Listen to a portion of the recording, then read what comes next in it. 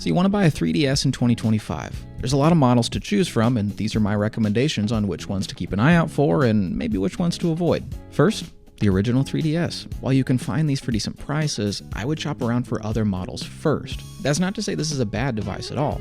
There are just some other models on this list that I think are a better buy based on build, battery life, and overall age. 2. The 2DS. And yes, this is a part of the 3DS family of consoles. Kind of the odd duck here, the 2DS is actually a really solid device. It's more comfortable to hold and it's more durable because it doesn't have the hinge. Do keep in mind that without the hinge, this is a really awkward device to carry around. Third, the regular 3DS XL.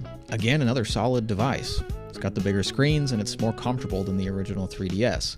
I don't really have much to say on this one. If you can pick one up for a good price, I definitely would.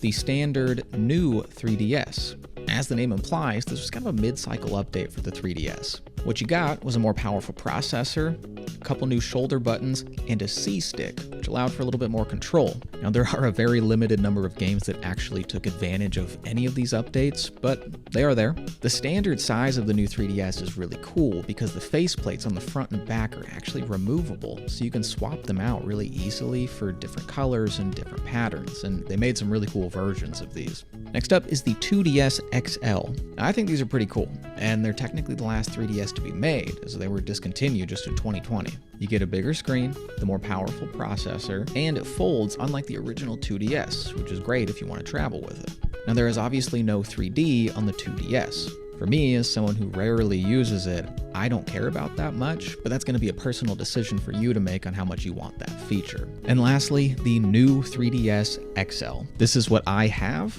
and it's just everything the new 3DS has, but bigger. You get bigger screens, obviously it's more comfortable to hold for longer play sessions. Because these were in production for longer than the standard size, you're going to have a much easier time finding a new 3DS XL as well. The only real downside is just the price. Now honestly, you can't go wrong with any of these devices.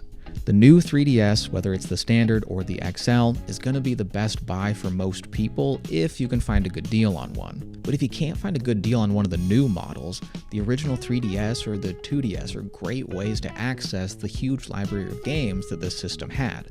And ultimately, that's what this is all about, playing games. And honestly, none of these platforms are a bad way to do that. And every single 3DS model can be easily modded, which is something that everybody would 100% recommend that you do as soon as you pick one up.